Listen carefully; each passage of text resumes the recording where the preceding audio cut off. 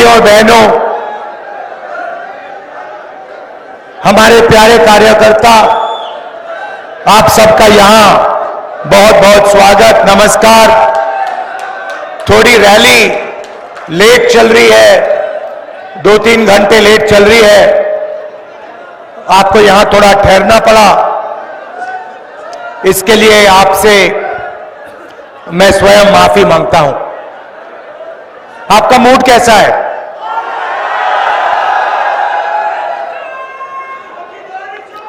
यहां पे आदिवासी भाई बहन आज ज्यादा आए हैं, तो थोड़ी सी मैं आपकी बात करना चाहता हूं। कुछ समय पहले किसी ने मुझे मोबाइल फोन पे एक वीडियो भेजा। मध्य प्रदेश का कोई नेता था, मुझे वीडियो भेजा। मैंने वीडियो को प्ले किया, प्ले दबाया, और उस वीडियो में एक बीजेपी का नेता आदिवासी युवा के ऊपर पेशाब कर रहा था। और मैंने सोचा, ये कैसी सोच है कि बीजेपी का एक नेता आदिवासी पर पेशाब कर रहा है और दूसरी साइड उसका कोई चमचा वीडियो ले रहा है।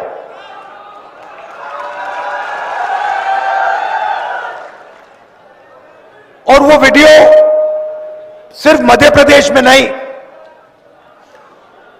पूरे देश में वायरल हुआ। शायद वो देश के बाहर भी गया होगा।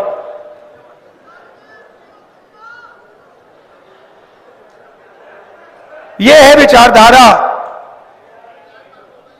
बीजेपी की। सिर्फ आदिवासियों के साथ नहीं, दलितों के साथ, आदिवासियों के साथ, गरीब पिछड़ों के साथ, जहां भी ये कमजोर लोगों का अपमान कर सकते हैं, ये करते हैं। कुछ समय पहले इनके एक भाषण में मैंने सुना,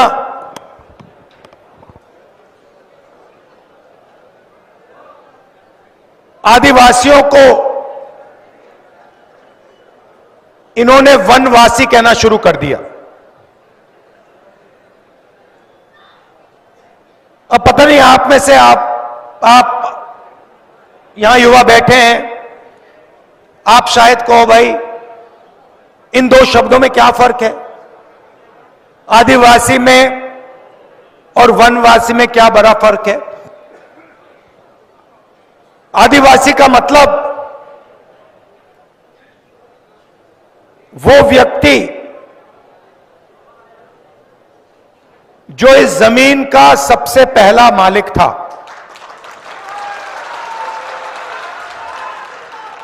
ये लोग आपको बताते नहीं हैं, मगर ऐसा समय था जब इस देश में,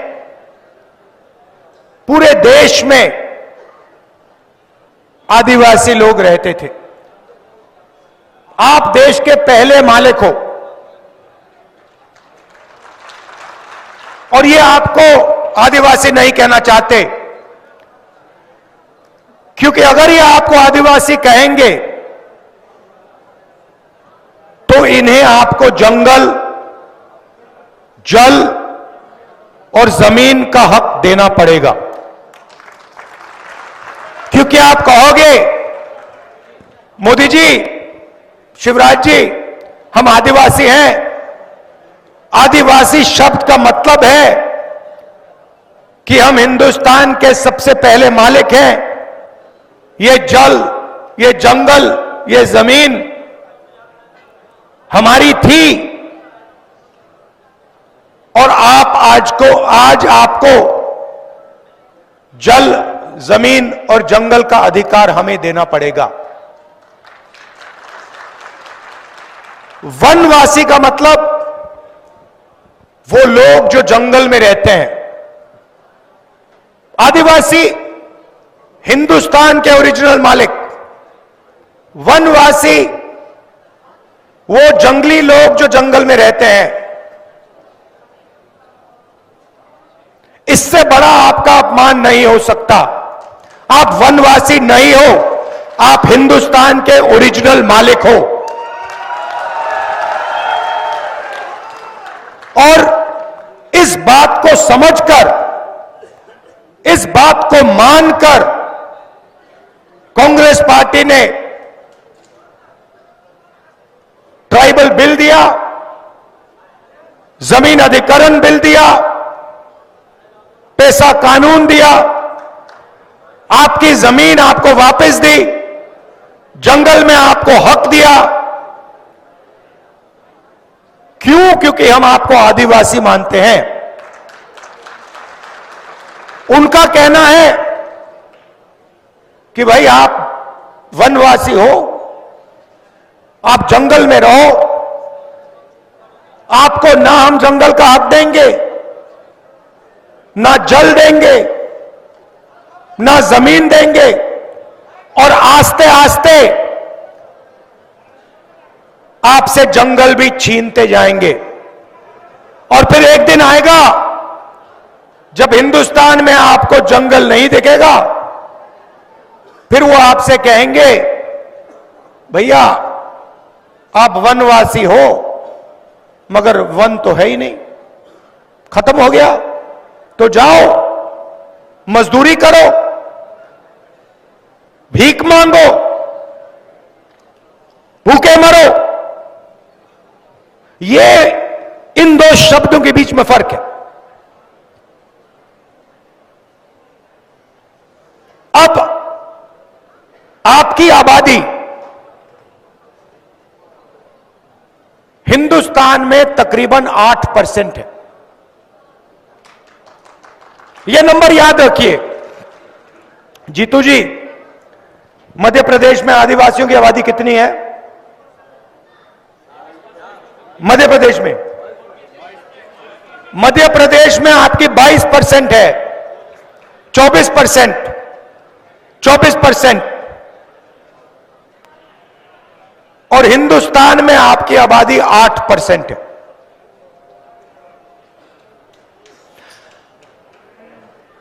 अब आप एक काम कीजिए, हिंदुस्तान की सबसे बड़ी कंपनियों की लिस्ट निकालिए। चाहते हो मैं आपको दे दूंगा, और उनके मालिकों के नाम पढ़िए। 200 मालिकों में से आपको एक मालिक आदिवासी वर्ग का नहीं मिलेगा। फिर मीडिया के मालिकों की लिस्ट निकालिए। ये बड़े बड़े जो एंकर हैं इनकी लिस्ट निकालिए। उस लिस्ट में आपको एक आदिवासी नाम नहीं मिलने वाला है। सही बोल रहा हूं, झूठ बोल रहा हूं? सही बोल रहा हूं ना? हिंदुस्तान की सरकार को 90 लोग चलाते हैं, आईएएस अफसर हैं।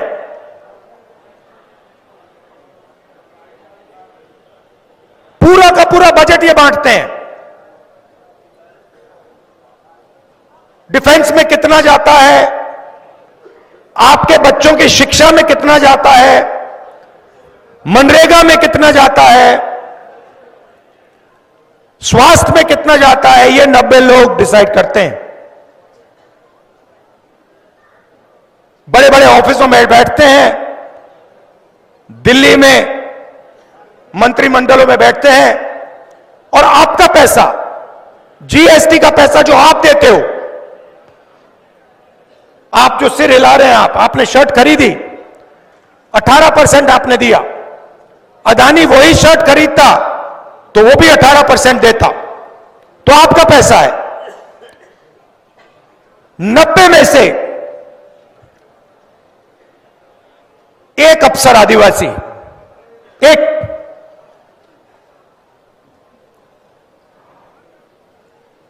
और अगर हिंदुस्तान की सरकार 100 रुपए खर्च करती है बजट में, तो आदिवासी अफसर 10 पैसे का निर्णय लेते हैं। आबादी 8%,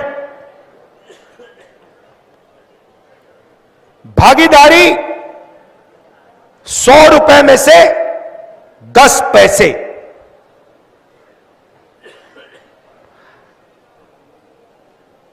आपके बच्चे स्कूल यूनिवर्सिटी में जाते हैं, प्राइवेट कॉलेज, प्राइवेट यूनिवर्सिटी में आपको पैसा देना पड़ता है, लाखों रुपए लगते हैं। लगते नहीं लगते? लगते हैं ना। प्राइवेट कॉलेजेस यूनिवर्सिटीज के मालिकों की लिस्ट निकालिए, उसमें आपको एक आदिवासी नहीं मिलेगा। चोट लगती है, प्राइवेट अस्पताल में जाते हैं,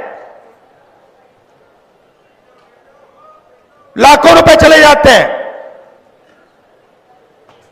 सरकार उनको जमीन देती है, प्राइवेट अस्पतालों को फ्री में। किसकी जमीन? आपकी जमीन। प्राइवेट अस्पतालों की लिस्ट निकालो, उसमें आपको एक आदिवासी नहीं मिलेगा, एक मालिक नहीं मिलेगा।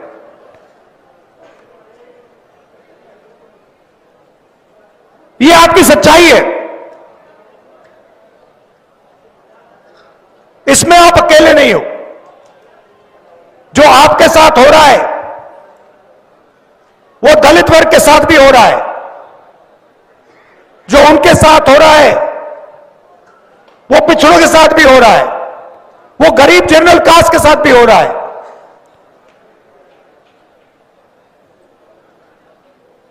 1-2% लोग हैं जिन्होंने पूरे हिंदुस्तान का कब्जा कर लिया है। अदानी जी यहां आपकी जमीन छीनते हैं, हिमाचल में सेब का बिजनेस करते हैं, मुंबई का एयरपोर्ट चलाते हैं, हिंदुस्तान के सारे पोर्ट्स उनके हाथ में, माइनिंग करते हैं, फूड स्टोरेज का बिजनेस करते हैं, सारा का सारा वही करते हैं। और आप देखते ही रह जाते हो। आप स्कूल कॉलेज का पैसा देते हो, रोजगार मिलने का टाइम आता है, आपसे कहते भैया रोजगार तो है ही नहीं, आपको रोजगार नहीं मिलेगा। आपको सर्टिफिकेट मिल गया, 5 लाख रुपए आपने प्राइवेट यूनिवर्सिटी कॉलेज को दे दी, मगर रोजगार आपको हिंदुस्तान में नहीं मिलेगा। क्यों? क्योंकि सारे छोटे बिजनेसेस को नरेंद्र मोदी ने बंद कर दिया, नोटबंदी की, जीएसटी की, और सारे के सारे छोटे जो व्यापारी हैं, स्मॉल मीडियम बिजनेस, वो बंद हो गए।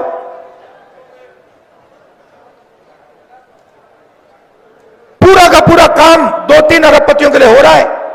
आपकी जमीन भी वो ले जाते हैं, पानी भी वो ले जाते हैं, जंगल भी उठा के ले जाते हैं।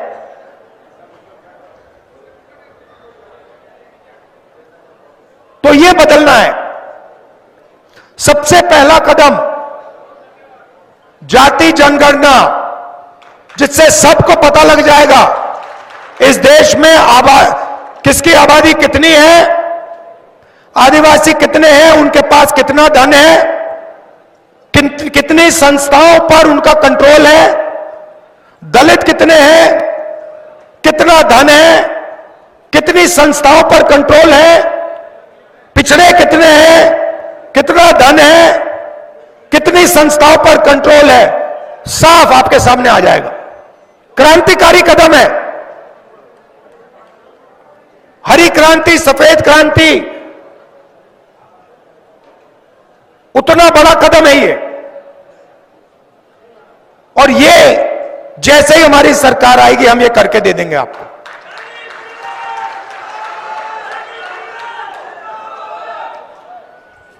तो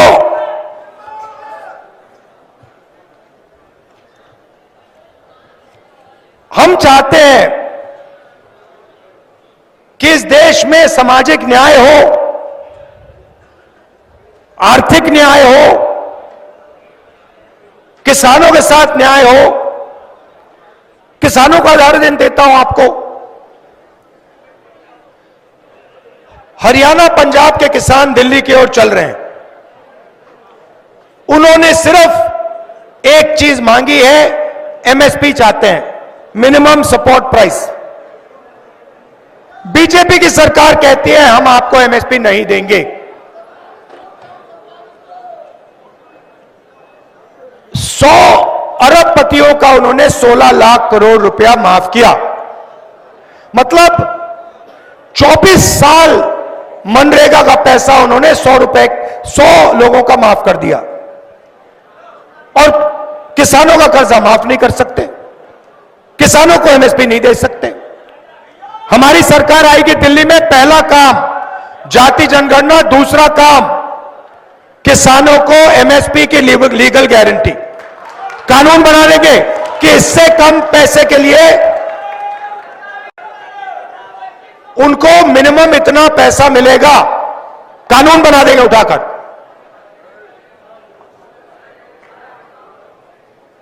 तो ये हम आपके लिए करना चाहते हैं।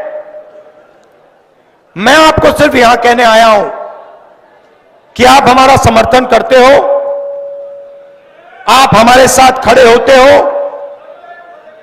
हम आपके साथ खड़े हैं। जो भी आप हमसे चाहते हैं हम करने को तैयार हैं। जल, जंगल और जमीन की लड़ाई हमारी लड़ाई है, आपकी लड़ाई है।